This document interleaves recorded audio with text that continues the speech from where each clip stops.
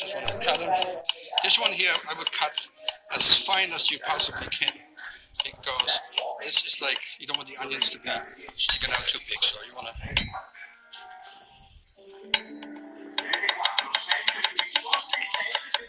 There we go. Onion in here. Now comes the seasoning of it, as I mentioned. Now today, because I have some habaneros here, I want to actually be able to use them. So I'm going to put a little habanero into it. What I recommend, if you do it the first time for home, slice them like that. And the reason you want to do that is because if somebody doesn't like hot, they can identify it and fish it right back out. If you chop it really fine, it's too difficult to see, and you might have some friends if you're not happy. If you don't have habaneros, pepper flake works extremely well. Cumin, a little cumin powder, a little bit of nice thyme. Now we got to do our oil. Spicy foods will improve your mood. Trust me, take it from me. I'm always in a good mood because I eat a lot of spice. Pepper, as you already see me use at the show many times, rice vinegar is very important. Now, having said that, for my tomato salad, I'll do later, I use balsamic. But for that one here, because it's more natural, and it really keeps it good with the corn. All I gotta do is mix this up quick.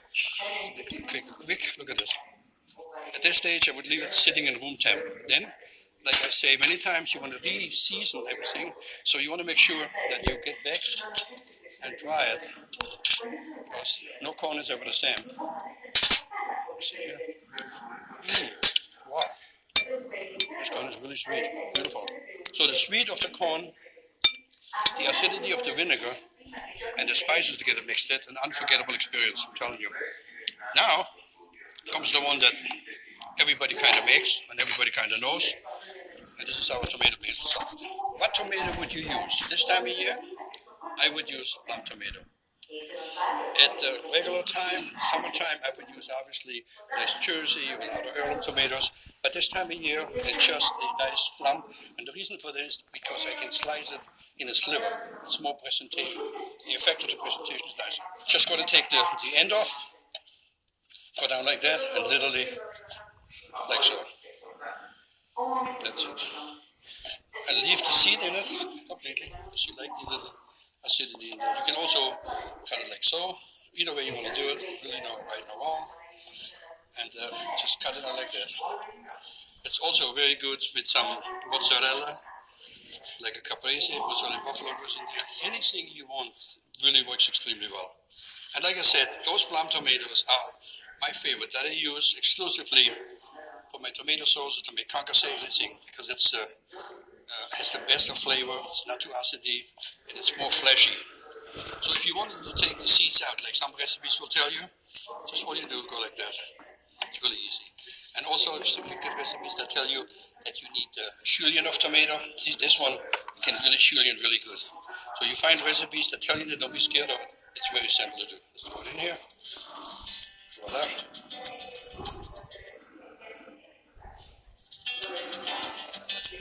We have some onion for that. Now this onion for in here, I would not chop fine. I would just julienne it like that. Here we go. Just cut it like that. Throw it in there. A little bit of garlic. And the garlic I would chop coarse as well. And here we go. And now comes obviously the most important that we already know. This is the basil. Now, when I was an apprentice working in Italy, one time my chef told me, give me some basil for this particular dish. And I went there and I took the basil and I took a knife to it, and I got a kick you know where. Why? Because a lot of people, including myself, don't believe in chopping beautiful herbs like that. So what I do is I pull it. And there is really no ever substitute for fresh basil. Impossible. I mean, if you do them in dry, many times I use dry herbs, that works, but for that, there's no substitute. Like, there is no substitute for this particular recipe for balsamic vinegar. Oh, yeah. All it needs is some mozzarella. Good amount of pepper one more time. Now, Since we're cooking heart healthy, we stay away from the cheese, but it's nice. If nobody's watching, I have a piece of mozzarella on the side. Just kidding. All right. The other thing, if you want to make it a little spicy, which you can, make it easy with pepper flake again. Put a little pepper flake into it. It just kicks it up a little bit. You don't have to go too crazy about it, but it tastes really good. And now, mix it up. I would recommend that it sit for a little bit. And the reason for that is too, that the onion and the garlic, it marries itself. The flavors come together nicely. There we go. So, now, what you gotta do is you gotta double check the flavors of the corn. Make sure that this is good.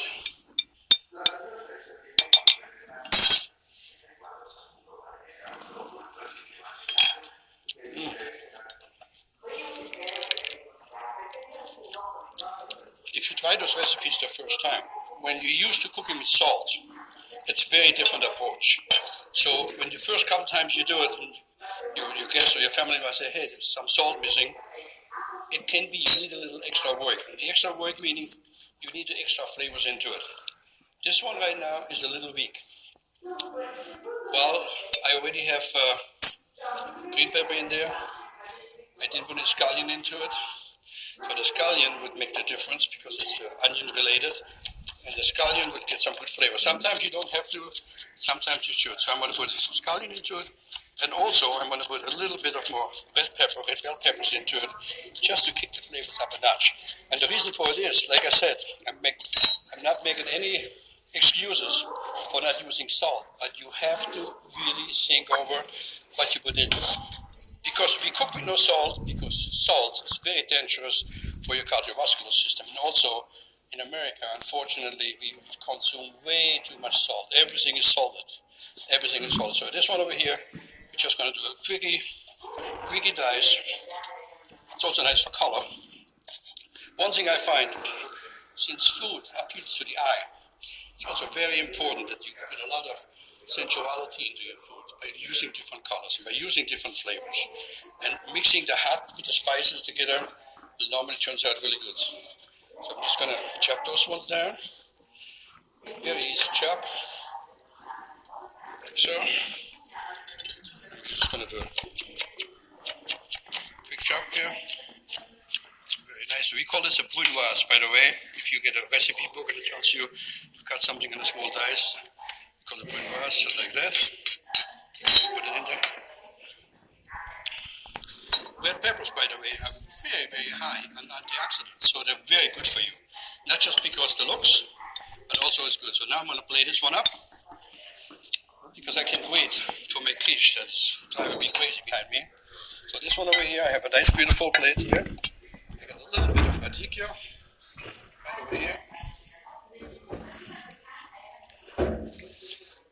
The quiche is driving me insane because the smell of the oven is just absolutely driving me crazy. So I have a little bit of radicchio here again, just for the color. Really good. And then put my corn relish on top. Beautiful. The other thing is when you make presentation, look for China. This is a little different. You notice I like little plates, I like different plates. It's just a nice look to it. So there's the corn.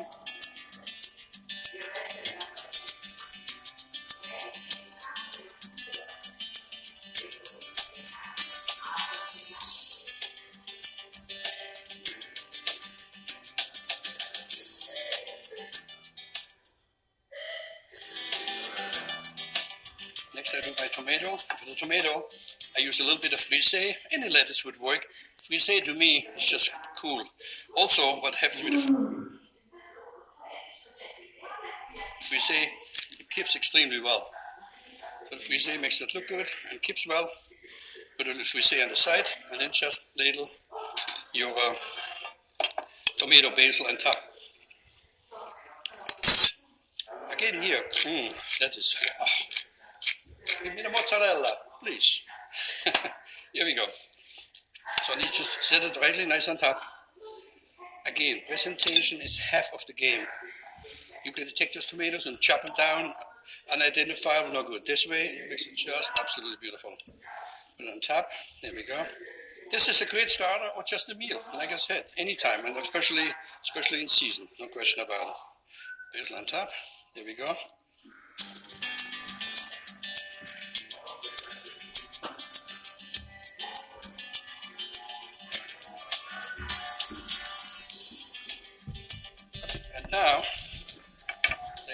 gentlemen of the jury, let me get my. Oh, now how is it? Beautiful. This one over here, I would not blade. I would just serve it exactly like this, but I'm gonna cut a piece out of it, obviously, since I can't wait. So just put it in. And then, now I'm gonna just.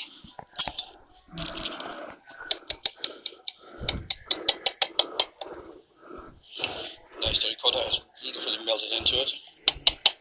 Let me get my little plate I have here.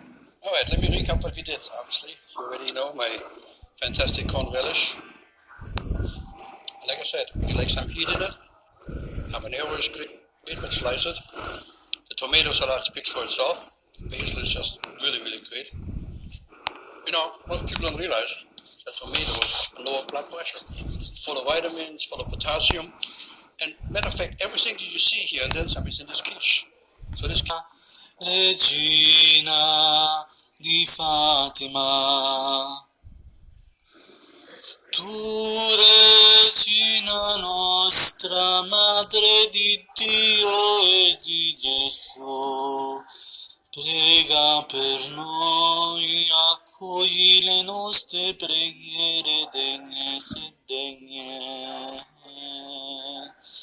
Ave Maria di Fatima, regina del Portogallo del mondo, noi ti preghiamo, accogli le nostre preghiere, le nostre invocazioni, accogli i nostri preghiere, fai che il Dio e Gesù accogli la nostra preghiera, regina di Fatima e del Portogallo, che hai parlato a tre pastorelli, accogli la nostra preghiera.